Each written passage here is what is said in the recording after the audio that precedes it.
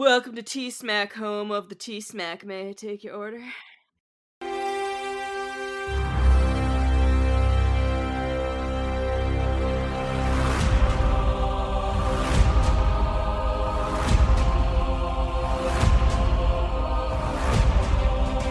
Hello there, everyone, and welcome to an all-new episode of Talking Smack, where we talk superheroes, movies, animation, comics, and much, much more.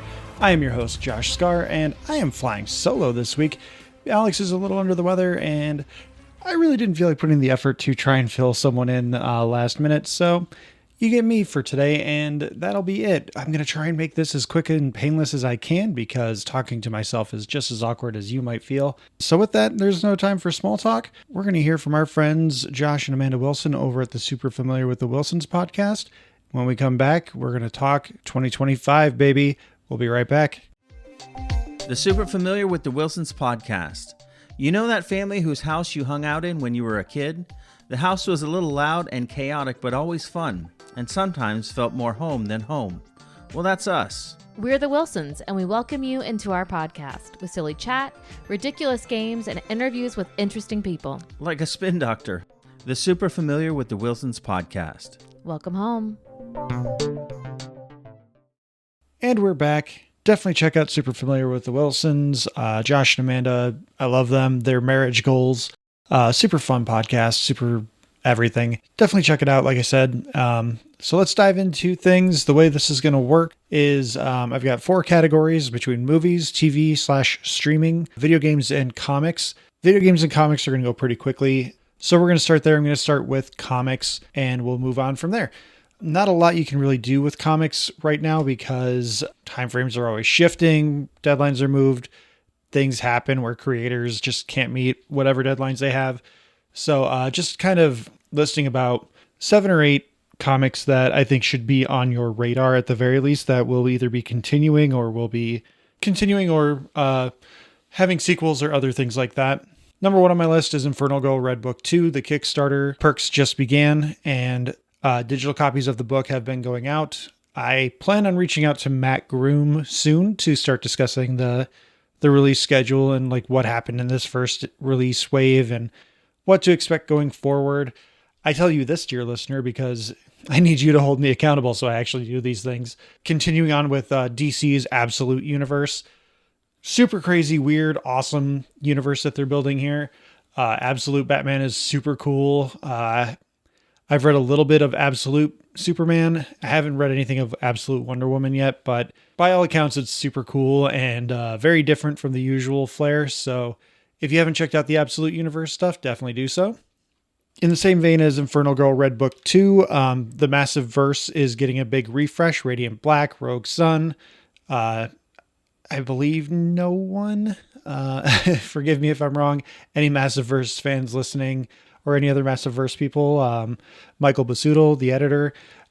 If you're listening, please correct me if I'm wrong. I don't want to put out bad information. Massive Verse is getting a big refresh in February, I believe, and Radiant Black is going to be continuing on after the Catalyst War concluded last year.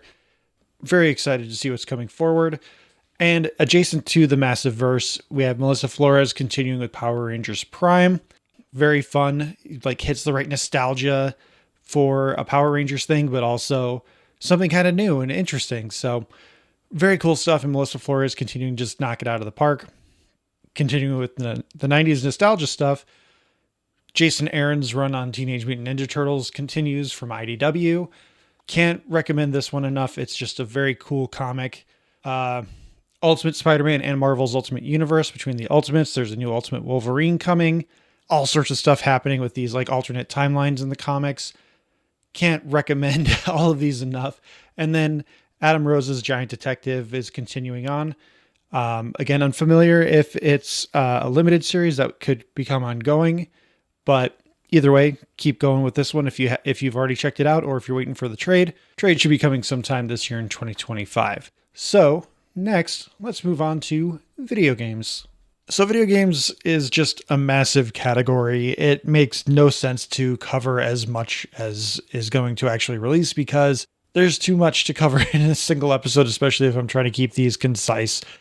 There's going to be a bunch of indie games that slip through the cracks because more often than not, it's word of mouth that gets these games over the top instead of anything else because they can't afford marketing like the AAA titles can. So unfortunately, there's probably not any indie games on my list here because usually it takes a minute for those games to become more well known. They have to get through the cracks. They have to find their niche and they have to appeal to their audience before the general public really finds out about them. So unfortunately, I don't have any indie games that I'm looking forward to that I have listed, but that's not because I don't want them to be on the list. It's because I don't know what is actually coming out. I apologize in advance. Any indie developers, if you want to have your name on this list, feel free to reach out. Let us try your game, and we'll gladly talk about it. Not to step on some toes that we'll be hearing from in a little bit here, but some games coming out that have no release dates, but they're coming out sometime this year. We have Doom: The Dark Ages, Elden Ring: Night Reign, Marvel 1943 Rise of Hydra, where you get to play as Steve Rogers and the Black Panther, but it's T'Challa's grandfather. So it's the predecessor to T'Chaka, set in 1943, obviously, hence the name. And it's from I want to say she's the director, or at least she had a really big hand in the Uncharted games, as well as a handful of other Naughty Dog games. She had her Star Wars game canceled, and now she's making this, which... How she's still in the Disney bubble with these games after what happened with her Star Wars game, who the hell knows? But that's not for me to talk about. Metroid Prime 4 Beyond coming to the Switch. Tron Catalyst coming out, which we'll talk a little bit about Tron Ares later on. And then Spider-Man 2 is coming to PC, so very excited to see what people mod that with. Spider-Man 2 is probably one of my most disappointing games, only because there was no support after the game launched. Like, they've released a few DLC costumes for free, but other than that, they released the game and just went, we're done, nothing else, even though we've set up a lot of shit. There was the hack that happened for Insomniac, but I don't know that affected them releasing DLC for the games. Assassin's Creed Shadows comes out in February 14th. Probably my most anticipated game of the year is Split Fiction, which comes from the creators of A Way Out and It Takes Two. They specialize in couch co-op games, but their games are also affordable. Like, I believe this one is launching at $50. And then the cool thing with their games is that if you buy a copy, your friends can play without having to buy a copy. They can just hop into your game. Don't know how they do it, but more power to them. And then a couple more games that are coming out supposedly around Q4. There's Double Dragon Revive, which I know nothing about, but who doesn't love Double Dragon? And then there's also Gears of War E-Day coming out in Q4. I'm a pretty big Gears of War fan. I like the game. I played the original trilogy. I haven't played anything after Gears 3. If I remember, E-Day is a prequel game. Kind of will end where we find Marcus in the prison. So cool to see how everything started and what got Marcus thrown in prison, even though I'm sure it's been covered in supplemental materials. And then I have one extra category in here I'm calling, are you sure about that? Are these games really coming out in 2025? That's Jurassic Park Survival. It's a game we haven't heard anything about since its announcement in the Game Awards. I think it was last year, or 2023 technically now. And then Grand Theft Auto 6. I'll be shocked if that game actually comes out in November 2025. That's the expectation right now, but I don't think that's happening, but we'll see, I guess. So let's move into TV and streaming. So TV is going to be pretty quick and simple just because, just like video games, there's just too much to cover in a concise manner. Going to basically just kind of cover what's coming up early this year, as well as some bigger things that I know are definitely coming. With the way streaming works now, it's really hard to know when something's releasing, if it's releasing, or if it's not been just canceled mid-production at this point. So there are a handful of things that I know are definitely coming out. Among them, Goosebumps Season 2 comes out, I believe, the day this episode drops, or maybe it'll be a couple days after. On January 10th, Goosebumps Season 2 drops. I know Alex enjoyed Season 1 a little bit. I know he enjoyed the movie with Jack Black. I'll talk more about that later. Next up with Harley Quinn season 5. How this show got 5 seasons, I have no idea. I think it's riding mostly on the back of the ridiculous interpretation and representation of Bane in this show. I think it's fine. I've never been like extraordinarily blown away by the Harley Quinn series, but how it's gotten 5 seasons, good for the show, I guess. It's not really been for me, but that's fine. Not everything has to be for me. So if you're enjoying Harley Quinn, cool. Severance season 2, that's one I'm very excited for. Season 2 starts on January 17th. Mythic Quest season 4 on Apple TV Plus starts January 29th.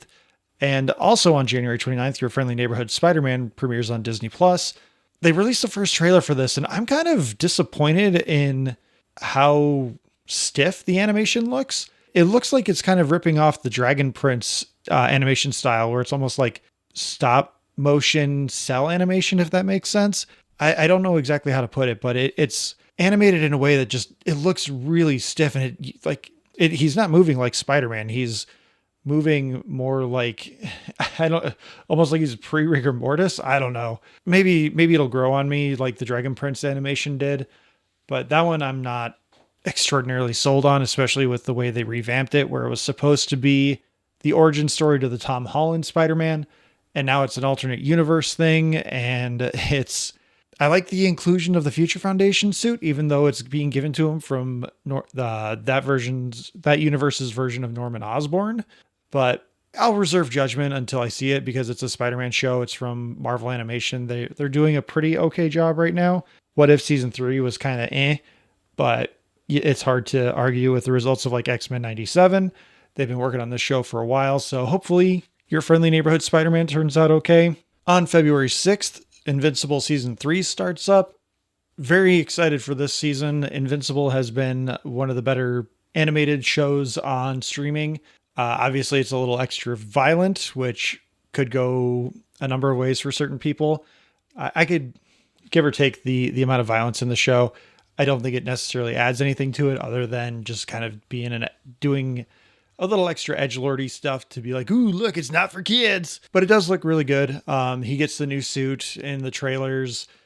They said they're not going to do a mid-season break, so hopefully the season doesn't lose the momentum that it did last time when they released season 2. Sometime in March, we also have Daredevil Born Again coming out. This is supposed to be an 18-episode season, from what I understand, if I'm remembering correctly. And it's reintroducing Daredevil into the MCU. From what I understand, they are saying that the Netflix shows are canon. This is taking place, I think, like 5 years after the Netflix series happened. So there's some wiggle room for them to mess with a little bit of continuity if they want to, I guess. I'm fine with that either way. I just want it to be good. This show has gone through a lot of rewrites, especially once Disney and Marvel kind of realized that we should start making TV shows and not mini movies, and let our heroes be heroes at the start of the show and not build towards them becoming the heroes at the end of the show.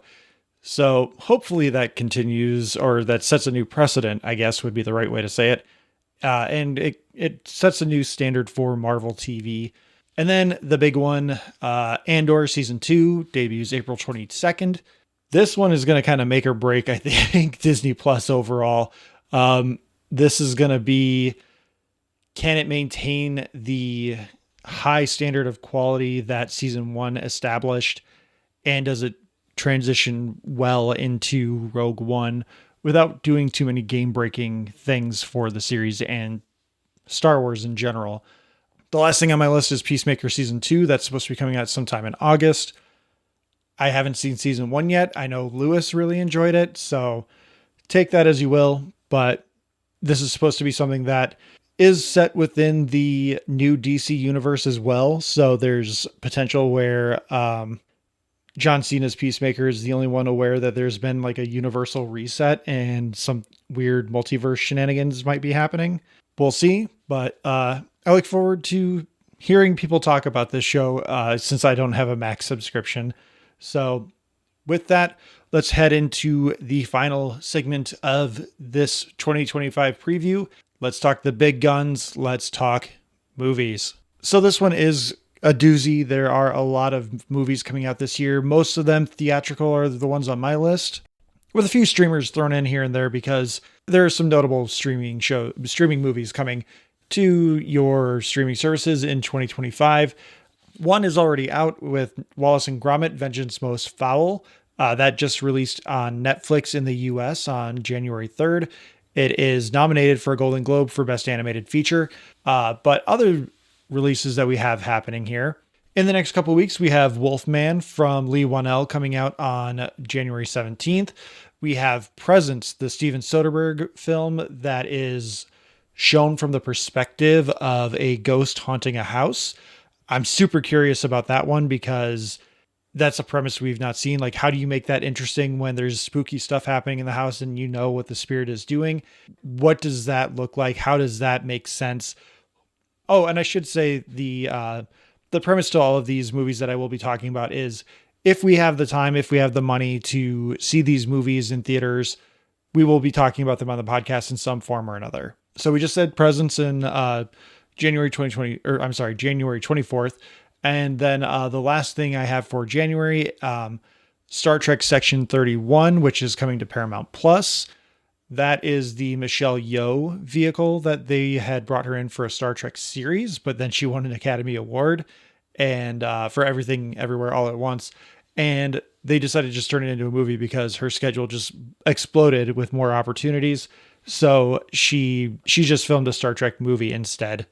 In February, we have Michelle Yeoh's Everything Everywhere All at Once co-star, Ki Hoi Kwan. If I'm saying his name correctly, I apologize if I'm not. Love Hurts, his comedic take on a John Wick style film. Then that comes out on February 7th. Then we have Captain America Brave New World. This movie is going to be interesting only because we don't know what the hell this is going to be. Marvel really wants us to think it's going to be good. They're trying to distract us with the Red Hulk, but there have been so many reshoots and test footage and other things that have leaked that it's hard to know if this is going to be good or not. And I want it to be good because I love Captain America. Even if it's not Steve Rogers, the Captain America as a principal is still fantastic. And I hope this is good, but I'm not holding my breath at this point just because Marvel has kind of lost sight of the goalposts and they're just like, get us to Secret Wars any way possible. The other one is Paddington in Peru, which I know has already released overseas and has had some advanced screenings. I believe Justin at the Movie Wire already reviewed this one. So not much to do with that. Heard it's not quite as good as the previous ones, but it's still Paddington. It's still fun. Heading on into March, the first one in March, Mickey 17, is back in March. It was originally like March 19th, and then it got bumped to April 28th after it had already been moved like 3 or 4 times. And now it's up to March 7th. I don't know why. I don't know what's going on other than Warner Brothers is trying to get people to not see this movie. Because from what I understand, David Zaslav, the Warner Brothers Discovery CEO, who's trying to just strip the company for parts at this point, he did not like the voice that Robert Pattinson chose for his character. And so he's just trying to bury this film, even though it's from Academy Award-winning director Bong Joon-ho, who won Best Director and Best Picture for Parasite. And he just has a long-running history of hits and very good movies. What's going on with Mickey 17? I don't know. The most recent Google search I did says this now comes out on March 7th. Make sure you add it to your calendars. Make sure you add it to your Google alerts because God knows if this movie's actually releasing on March 7th. We have another John Wick clone, but this time it's with Jack Quaid, and it's another comedic kind of take. This is the film Novocaine, where Jack Quaid's character falls in love with a girl. The girl gets kidnapped, and he apparently has he has no pain receptors. So he just kind of puts himself through hell to find this girl and save her while putting himself through hell, even though he can't feel anything. And I don't like body horror, but this looks like it could be a lot of fun. So I haven't showed the trailer to Ricky yet because there's a spot in the trailer where a guy breaks his thumb, pulls it all the way back or something.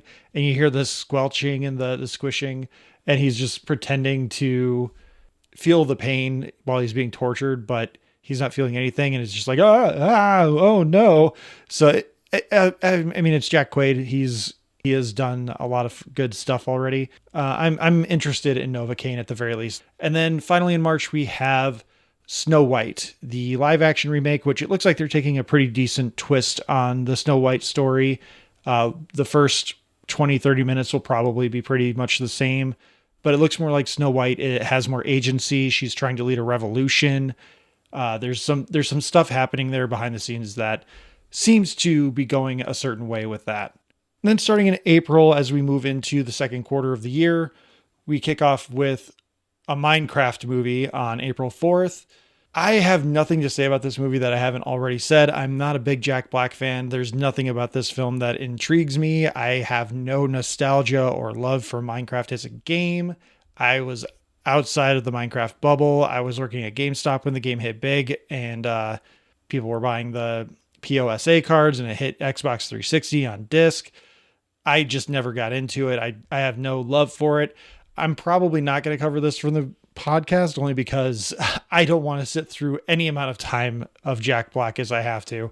And we'll find something else that's going to be better than this to talk about. But I did want to talk about it a little bit, and that's where I got our guys over at the Game Club Pod to talk about this movie in particular, what their expectations are, what their thoughts and feelings are from the trailers. So Joey, Tim, Alex, take it away. Hello, this is Tim at Wembembo on everything from the Game Club Pod. I'm joined by my brother Joey. Hello, happy to be on Talking Smack again. And our friend Alex. Hello. Hello. Hello. As Hello. mentioned, we're from the Game Club Pod. We're here to give our quick little thoughts on the Minecraft movie, as requested by Josh and Alex of Talking Smack. We've just done ourselves a little bit of a refresher to watch the trailers. Gang, immediate thoughts. Alex. I don't know why they're doing mixed live action. I think if they did it as a fully animated film with these guys as voice actors, it'd be fine. I think the sort of mixed reality, it just feels like a desperate cash grab, to be honest. Well, the Minecraft movie's been in the works for fucking ages. There was a point where apparently Steve Carell was meant to be in it. As Steve. Yeah. Oh, that makes sense. No, I was Joey, joking. I didn't your know thoughts? this. Do you know there's two movies? We watched both of them, the teaser one and the actual trailer. And the teaser one, it finished and Tim said that was the most underwhelming trailer I've ever seen. And I actually agree. I don't think the second one looks that terrible. It doesn't look great. Don't get me wrong. But I think if you'd put out the actual trailer as the teaser trailer, you would have had a much better reception. What I really am not looking forward to with this movie is the character of Steve is played by Jack Black, and I'm so bored of Jack Black in everything. Mm-hmm. It's like family comedy. Let's throw in an actor. Who is that actor? It's Jack Black. He doesn't make sense for the role of Steve. I've never thought of Steve as a overweight, middle-aged man who can't let go of his teen years. I've always just thought of him as a guy. Yeah. And it kind of harps back to what Alex was saying. But I actually don't think it looks awful. I think I would go and have an okay time. I think I feel the same way about this as I do the Super Mario Brothers movie that we watched. The CGI one, the new one, not Bob Hoskins. The peak of fiction that is Bob Hoskins Mario. Yeah, what about you, Tim? So, as Joey said, I said when we got done with our refresher of the trailers, that was a very underwhelming trailer. The teaser was awful. It looked like absolute tosh. It looked awful. I'm right there with you in that the second trailer, while it doesn't look like, an Oscar-worthy movie or anything, it looks like far from the worst thing I've ever seen. I don't think it's going to be good at all. It's kind of somewhere in that Venn diagram of this is going to be a delightful train wreck that Five Nights at Freddy's inhabited, and there's been some effort put in here that the Mario Brothers movie inhabits. I do like the things like they have the crafting table and they make a sword using the actual shape that you put the items in for a crafting table. There's a good joke about an ender pearl. I quite like that, where Jason Momoa's character says, "Yeah, right, it can't teleport you," and he throws it behind him, and Jack Black says, "Well, that was the only one I've got," because they're quite a hard item to get in vanilla Minecraft. But I don't know. I don't think we're the target audience. No, definitely not. No, absolutely not. The thing I'm really struggling with on this is, and I get that it's going to be very much a limitation of the medium, because how do you make the Minecraft movie look good on a cinema screen? Because Minecraft by its nature is very limited. But the thing that concerns me is the consistencies that they're choosing to or to not take. So we see things like the sheeps and the alpacas and the creepers and the zombie pigmen and the ghasts, who are all mobs and entities in the games, all looking pretty similar to, you know, how they look in game. But then we see like the zombies and the skeletons and what have you look nothing like it. On top of that as well, just some of the stuff, like, it's a real minor nitpick. I know this is one of these actually moments. When they go to make a bucket on the crafting table, they've somehow made, with one thing, 2 buckets connected on a chain, which is not an item in the game. I don't quite know what they're doing with that. So we should say Tim is big Minecraft guy. He loves Big Minecraft energy. Alex, Sat here in my creeper onesie. Your thoughts on Minecraft? I'm also a big Minecraft guy. I played it in the early alpha when I was in university. I've had a 2-week Minecraft phase every 3 or 4 months for the last 14, 15 years. And I think Minecraft is fine. Yeah. No further than that. But we just wanted to share with you on Josh's request our thoughts on the Minecraft movie. Do we think it's going to be a train wreck? Yes, but a train wreck I'm here for. Yeah. Alex? I think it's going to be a train wreck that's going to spawn sequels, because I think it's going to do very well at the box office because of who the target demographic is, and obviously there's a lot of sort of gamers of our generation who now have kids who are going to go and see it because it's Minecraft and their kids like Minecraft and they like Minecraft. Well, it's like to reference Five Nights at Freddy's again. Despite the film like being received awfully in terms of user and critic reviews, it's still the highest grossing entry in the entirety of the Five Nights at Freddy's franchise. Yeah. And that, to me, screams that there's going to be a sequel. I don't know that this will eclipse the sales of Minecraft because it's on every system under the sun, including probably like a Samsung smart fridge. But I think it's going to make a noticeable impact on Minecraft's revenue stream, to the point that you're probably right. It will make sequels, regardless if the film is good or not. Which it probably won't be. Probably not. Probably not. There you go. That's our thoughts. Yeah. I don't know if are Josh and Alex doing an episode on this? I have no idea. It's a way down the line yet. It doesn't release till April, so Maybe. We'll see. Yeah. This Right, is well, Talking Smack. Listen to Talking Smack. We've been the Game Club Pod. Good night, Springdon. There will be no encore. Bye, smackheads. Bye. I think best case scenario, Minecraft is dumb fun, a la the Mario Brothers movie, like Joey said. But I have little hope to anything about that movie being good. It does not look good. But continuing on in our 2025 movie preview, on April 18th, we have the movie Sinners, the next film from Black Panther 1 and 2 director Ryan Coogler, teaming up once again with Michael B. Jordan. They play twin brothers who return home, and I believe that they have confirmed that this is going to be a vampire movie. I'm not quite sure, but it's Ryan Coogler. I'm going to go see it. The dude has not missed yet. To close out April, we have a another video game movie, Until Dawn, which is basically already a playable movie. Just interested to see how they condense that story into a 2-hour, maybe even less movie. I mean, it plays itself like a movie, like I said, but very curious to see how they play it out and like which ending they choose to go with as far as how the game ends, having multiple endings and whatnot. Moving into May, we have Thunderbolts **, Marvel's next second of 3 films for the year. Looks fun. Interested to see how they do a Dark Avengers or Thunderbolts team. especially when you consider that the team is comprised mostly of super soldiers and enhanced strength people. We'll see what it does. Hopefully expectations continue to mount for that one and it ends up being good. We have the live action Lilo and Stitch, which is also number 2 of 3 of live action remakes this year with Snow White, Lilo and Stitch, and then later on in the year, How to Train Your Dragon.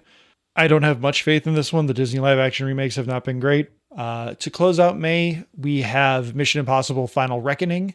They're playing it up like it's going to be the final Mission Impossible movie, but we'll see. Tom Cruise doesn't want it to end, but Paramount might be ready to close the chapter on that, or close the book, not the chapter.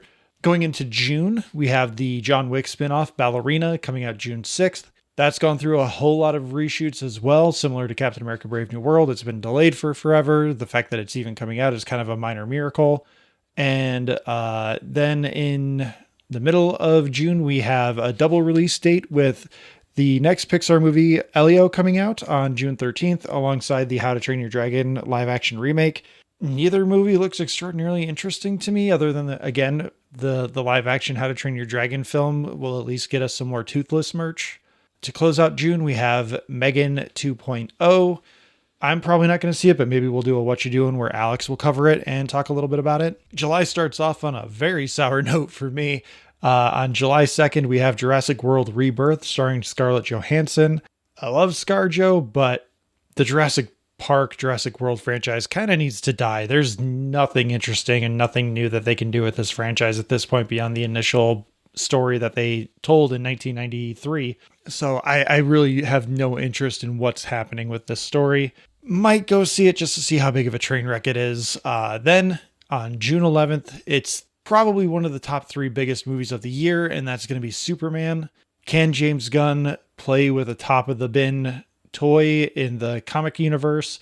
Can he establish a working DC universe? We'll find out. And then at the end of the month in July, we have Fantastic Four First Steps. We've seen a lot of leaks from Comic-Con trailers. We know Galactus is there. We know Herbie is there. Probably a Doctor Doom tease with this one. Robert Downey Jr. is Doctor Doom. All that stuff, we'll find out. This is the one where we really see where Marvel is heading in terms of quality for their theatrical releases. I think Daredevil is going to be the biggest one for their streaming stuff. But jumping over into August, we have The Bad Guys 2. First one, really fun animated movie. We'll see what the sequel can do. There's also, on August 1st, a Naked Gun remake starring Liam Neeson and I believe Cody Rhodes from the WWE and Pamela Anderson as well, I believe. I don't know how this one's going to go, but we'll see. It's another rebranding of a known IP to try and revitalize some kind of comedy, something or other in Hollywood. We have not seen a lot of great Hollywood comedies in recent years. So hopefully at least it's funny. That's all you can really hope for. Freaky Friday 2. Everyone's back. No one cares. September is going to be a really weird and light month. Downton Abbey 3 movie coming out September 12th. Then there's The Bride, a Bride of Frankenstein remake coming out September 26th, as well as Saw 11, which that movie's not getting covered in the podcast again unless we're doing a What You Doing. In October, we have Tron Ares coming on October 10th and Mortal Kombat 2 coming on October 24th. I don't know if Mortal Kombat 2 is actually happening. That might be one of those films where it's on the calendar, but they have not even begun filming as far as I'm aware. We'll see if that actually happens and what comes out. In November, we have Predator Badlands, which it's not going to be a tie-in to the Amber Mid-Thunder film. That film was actually apparently filmed in secret and will be releasing sometime in 2026, I think, or maybe sometime within 2025. I don't remember exactly what the details are, but there are 2 Predator movies coming out within relative succession of each other. To close out November, we have the Wicked and Disney combo once again, where Wicked Part 2, now been retitled to Wicked for Good, comes out November 21st, almost exactly 1 year to the day from its predecessor. And then Zootopia 2 comes out the week after, another Disney Plus series that kind of got converted into a sequel. Moana has made almost $1 billion at this point. Maybe it has by the time I'm recording this. I don't know. I haven't bothered to look because I think it's kind of ridiculous that it has made as much money as it has, just from the brand recognition. But unlike this year, I think Zootopia 2 and Wicked both have a pretty big hill to climb because they don't get the easy December that Wicked 1 and Moana 2 got. In December of 2025 this year, we have Five Nights at Freddy's 2 coming out on December 5th. And then a couple of weeks after that, Avatar 3 Fire and Ash comes out. On the same day, there's some counter programming coming out called SpongeBob Movies Search for SquarePants. Sounds like a SpongeBob origin film. And then Christmas Day, we get blessed with another Jack Black film, the Jack Black and Paul Rudd remake of Anaconda. That movie can just get pitched in a fire as far as I'm concerned. But that wraps up the movie section. Trying to keep this concise, like I said. As far as the second half of the year, I think the big movies are going to be Superman, Fantastic Four, and then there's going to be a pretty big gap up until we get to Wicked, Five Nights at Freddy, and Avatar Fire and Ash. I think those are going to be your like 5 or 6 really big films for the year. But a dark horse very well could be Minecraft. I think that is a movie that very well could end up making like $700-800 million just because of the brand recognition. And it could be more fun than it has any right being. With that, let's start closing out the podcast, I guess. First and foremost, I do want to say thank you again to Joey, Tim, and Alex for taking the time to share their thoughts about the Minecraft movie. But you can also join in on the conversation at our Discord, so please check out our link in the episode description below, and you can join in on the conversation for what you're most excited for 2025. If you're not feeling up for chat rooms and other things like that within the Discord, you can always email us at tsmackpod@gmail.com to share your thoughts, questions, concerns, whatever you may have about the podcast, or the things we're talking about, or the things you're seeing within the movies, comics, video games landscape. Follow us on social media at Talking Smack Pod on all the social media platforms, including Blue Sky, Instagram, Threads, Hive Social, Facebook, YouTube, and TikTok. If you're watching on YouTube, please hit the like button, follow us, subscribe, do all the things that you do for other people if you like what you're doing or if you like what we're listening to. All these things that I'm saying so well. Thank you to Leo Allen for our musical themes. Thank you to Beppo for our original avatars. Retro Ale Studios for our Ricky avatar. Again, please like, subscribe, rate, review. Thank you so much for listening. Happy New Year, everyone. And most importantly, please take care of yourselves, and we will see you next week.